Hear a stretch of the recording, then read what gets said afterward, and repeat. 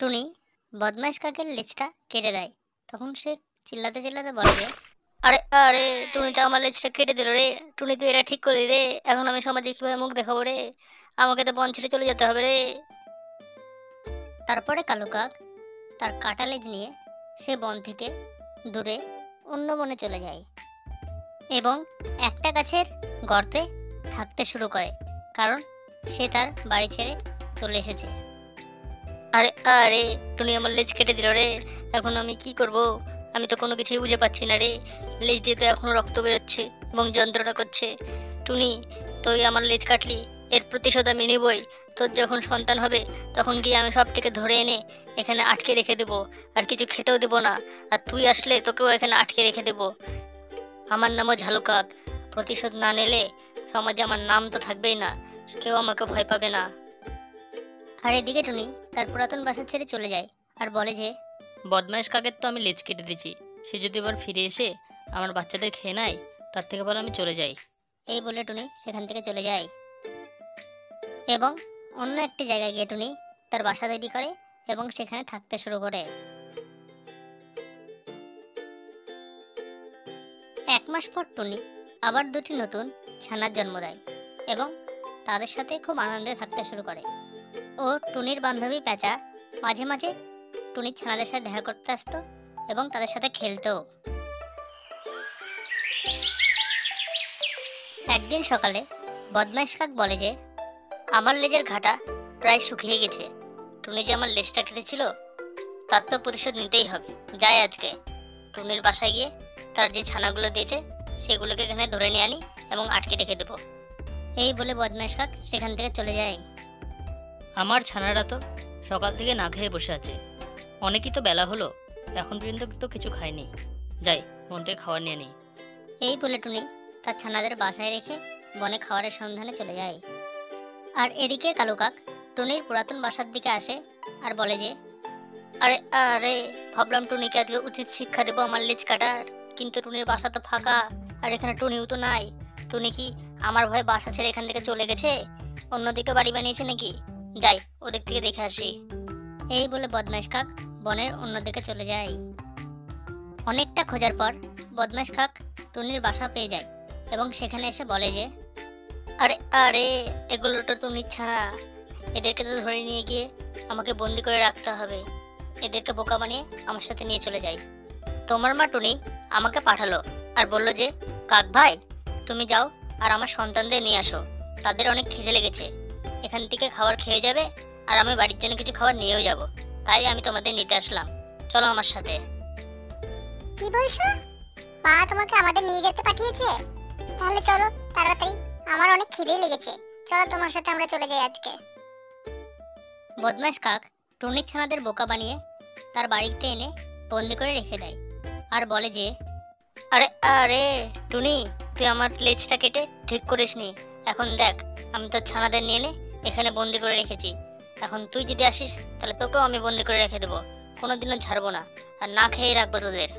কাকাকু, আমাদের অনেক খিদে লেগেছে, খেতে দাও। আর তুমি বললে যে আমাদের মা ডেকেছে, আর তুমি তো এখানে এনে আমাদের আটকে রেখেছো। আমাদের ছেড়ে দাও, আমরা বাড়ি যাব। আরে আরে, টুনির ছানা, তোরা জানিস তোর মা আমার লেজটা কেটে দিয়ে আমাকে ঘর ছাড়া করেছে। আমি বনে কাকু আমার মুখ দেখাতে পাচ্ছি না, আর তার জন্য আমি তোদের ধরে এনেছি। তোর মারও শিক্ষা পাওয়া দরকার যে কাকের সাথে পাঙ্গা নিলে কি হয়। তোর মা আসলে তোর মাকেও আমরা ধরে রাখবো আর কাউকেই ছাড়বো না। সারা জীবন এখানেই তোদের বন্দি করে রাখবো। না, আমরা মায়ের কাছে যাব। ছেড়ে দাও আমাদের, আমরা বাড়ি যাব। আমাদের ছেড়ে দাও, আমার ভাল লাগছে না, আমার ভয় লাগছে। এদিকে টুনির আসতে অনেক দেরি হয়ে যায় এবং বাড়িতে এসে দেখে তার বাসায় কেউ নেই। তাই টুনি বলে, হ্যাঁ, আমার বাসায় ছানাগুলো কই? একজনকেও তো দেখছি না, কোথায় যে গেছে? ও, নিশ্চয়ই মনে হয় পেঁচা বোন নিয়ে গেছে। কতবার করে বলি এভাবে হুটহাট করে নিয়ে যেও না, আর মানাও তো করতে পারি না, কারণ সে আমার ছানাদের অনেক ভালোবাসে, তাদের সাথে খেলে, তাদের সাথে গল্প করে। আমি তো সেরকম সময় দিতে পারি না। সকালবেলা বেরিয়ে যাই, ফের অনেকক্ষণ পরে আসি। আর এখন গিয়ে ছানাদের নিয়ে আসাও যাবে না, কালকে সকালেই যেতে হবে, কারণ রাত তো হয়ে আসছে। ফের এই অন্ধকারের ভেতরে কোথায় কি হবে, কালকেই যাব। সকাল তো হয়েছে, অনেকক্ষণই হলো, কিন্তু পেঁচাবন এখনও তো আমার ছানাতে রাখতে আসলো না। হয়তো ভাবছে আমি গিয়ে নিয়ে আনবো, তাই হয়তো এখনও তারা আসেনি। আর দুপুর হলে যেতেও ইচ্ছে করবে না, গেলে একটু এক্ষণের মধ্যেই যেতে হবে, কারণ রোদ তো যা পড়ছে, গরমের দিন, আর ভালোও লাগে না। আর অনেক দিন হলো পেঁচাবনের সাথে দেখাও করিনি। আজ গেলে অনেকক্ষণ গল্প করে আসবো, তাহলে মনটাও অনেক হালকা হয়ে যাবে আর ভালোও লাগবে। যাই, এক্ষুনি চলে যাই। আর এদিকে পেঁচা তার ঘরে একা একা বসে দিন পার করছে। ঠিক সে সময় টুনি তার বাড়িতে আসে। পেঁচাবন, কেমন আছো? অনেক দিনই তো তোমার সাথে দেখা হয়নি, আর ঘুরতেও তো যাও না আমাদের বাড়ির দিকে। ভালো আছো তো? কোনো কাজ টাজ করছো নাকি এখন? হ্যাঁ, না মানে বাড়িতে তো থাকি না, কাজেই তো ব্যস্ত থাকি, তাই তোমাদের বাড়ির দিকে যাওয়া হয় না। তুমি কেমন আছো? আর তোমার ছানারা, তারা কেমন আছে? হ্যাঁ, আমি তো ভালোই আছি। আর কি বললাম আমার ছানারা মানে? তুমি তো কাল গিয়ে আমার ছানাদের নিয়ে এনেছো আমার বাড়ি থেকে, তাই আমি তাদের নিতে এসেছি। আর তুমি বলছো আমার ছানারা কেমন আছে? আর তারা কই? তাদের তো দেখতে পাচ্ছি না। কি আমি এনেছি মানে? দুদিন ধরে কাজের এত চাপ, তাই জন্য কোথাও যেতে পারছি না। আর তুমি বলছো আমি এনেছি? তোমার মাথাটা খারাপ হয়ে গেছে নাকি টুনি? হ্যাঁ, তুমি কি ঘুম থেকে উঠলে নাকি এখন? কি, তুমি আনোনি? সত্যি বলছো? আমি তো ভাবছি তুমি এনেছো, তাই জন্য কালকে থেকে কোথাও খুঁজতেও যাইনি। আর এখন জানছি তুমি এনে আনোনি। তারা তো এত ছোট, এই গভীর ভানে কোথায় যাবে? আমি তো কোনো কিছুই বুঝে পাচ্ছি না। বা কালকে থেকে কিছু খেয়েছে কি খায়নি তাও তো জানি না। এই বনের মধ্যে তাদের কোথায় খুঁজবো? তুমি একটু কিছু বলো। হ্যাঁ, আমি তো মাথা কাজ করছে না আমার। আমি কি করব? এত ছোট বাচ্চা, তারা আবার কোথায় চলে গেল? হ্যাঁ টুনি, আমি তোমার ছানাদের আনি, কিন্তু সত্যি বলছি কালকে আমি তোমার ছানাদের আনিনি। তাদের আনি, তার কারণ হচ্ছে আমি তো বাড়িতে একাই থাকি, তাই আমার সময়টাও পার হয়ে যাবে এবং তাদেরও একটু আনন্দ হবে, তাই আমি তাদের নিয়ে নিই। কিন্তু কাল আমি আর নিইনি। তার থেকে ভালো একটা কাজ করো, তুমি বনের ওই সাইডটা গিয়ে তাদের জন্য খোঁজ করো। টুনি দেখে যে পেঁচা সত্যি কথা বলছে, তাই সে বলে, পেঁচাবোন, এ তুমি কেমন কথা বলছো? তোমাকে বিশ্বাস করে বলেই তো তোমার সাথে তাদের আসতে দিই। আমি বিশ্বাস করছি তুমি আনোনি, এখন কি করবো বলো? আমি ভাবছিলাম হয়তো তুমি এনেছো, তাই কালকে খুঁজিনি, কিন্তু দেখছি যে তুমি তো আনেনি। তাই এখন দেখি যাই ওদিকে কোথায় আছে, যদি খুঁজে পাই তাড়াতাড়ি। ঠিক আছে, আমি চললাম, তুমি থাকো। হ্যাঁ, আমি তাদের গিয়ে খুঁজি কোথায় গেছে তারা। টুনি তার ছানাদের খুঁজতে খুঁজতে বনের মধ্যে অনেক দূরে চলে আসে আর দেখে যে শকুন বসে আছে। তাই সে শকুনকে জিজ্ঞাসা করে যে, শকুন ভাই, শকুন ভাই, তুমি কি আমার ছানাদের দেখেছো?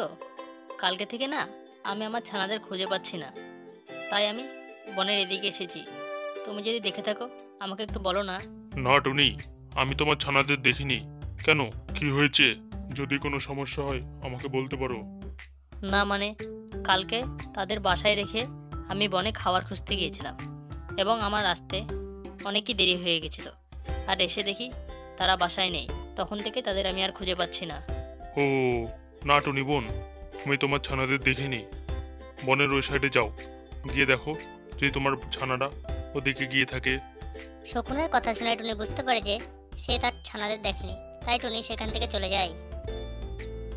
বদমাইশ কাকের বাড়ির সামনে দিয়ে টুকি যাচ্ছিল এবং সে দেখে যে বদমাইশ কাক দুটি পাখির বাচ্চা ধরে রেখেছে। তাই সে বলে, বদমাশ নির্লজ্জ কাক, লেজটা তো কেটে ফেলেছিস, তাও কি তোর লজ্জা হয়নি? এত ছোট ছোট নিষ্পাপ ছোট পাখিকে বন্দি করে রেখেছিস। হ্যাঁ, ছেড়ে দে বলছি, ছেড়ে দে এদের, না হলে তোর একদিন কি আমার একদিন। আরে আরে, তুমি কি নেতা উঠে এসেছো?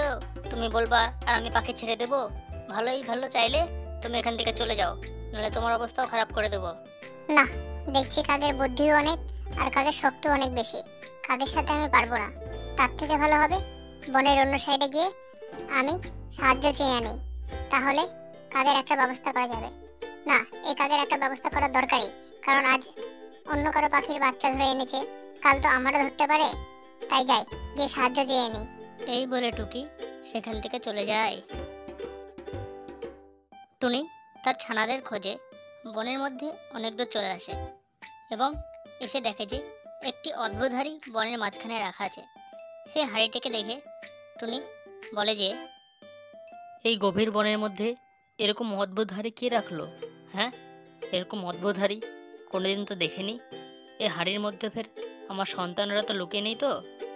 কারণ ওরা তো অনেক ছোট, এর মধ্যে এটাও যেতে পারে। এই হাঁড়িটা আমাকে খুলে দেখতে হবে। যাই, এই হাঁড়িটাকে খুলি, দেখি কেউ আছে নাকি এর মধ্যে। তারপরে টুনি সে হাঁড়িটির ঢাকনা খুলে দেয় এবং ঢাকনা খুলতেই সে হাঁড়ি থেকে আলো বেরিয়ে আসে। যে আলো থেকে একটি জিন বেরিয়ে আসে এবং জিনটি বেরিয়েই বলতে থাকে যে তাক ধিনা দিন ধিন, তাক ধিনা দিন ধিন, আমি হলাম জিন, আমি হলাম জিন। কে হাড়ির মধ্যে থেকে আমাকে বের করলো বলো? হ্যাঁ, জিন আমি বের করেছি, আমার নাম টুনি। আমি ভাবছি আমার সন্তানরা এর মধ্যে লুকিয়ে আছে, কিন্তু আমি জানি না তুমি এখানে ঘুমিয়ে আছো। আমাকে ক্ষমা করে দাও জিন, আমাকে ক্ষমা করে দাও। আমি জানতাম না তুমি এখানে আছো। টুনির কথা শুনে জিন টুনিকে বলে, টুনি তুমি আমার কাছে ক্ষমা চাইছো কেন? হ্যাঁ, তুমি জানো আমি কত বছর ধরে এই পাত্রে আটকে রয়েছি, কেউ আমাকে বার করে না। আমি কত কষ্ট করে এই পাত্রের ভেতর থেকে আজকে রেহাই পেয়েছি, আর তুমি সে আমাকে রেহাই দিয়েছো, আর তুমি আমার কাছে ক্ষমা চাইছো। তোমাকে আমি কি বলে ধন্যবাদ দেবো আমি কোনো কিছু বুঝে পাচ্ছি না। আর তোমাকে দেখে এত চিন্তিত মনে হচ্ছে কেন টুনি? কোনো কিছু সমস্যা হয়েছে নাকি? হ্যাঁ, হ্যাঁ জিন, কালকে থেকে আমি আমার সন্তানদের খুঁজে পাচ্ছি না।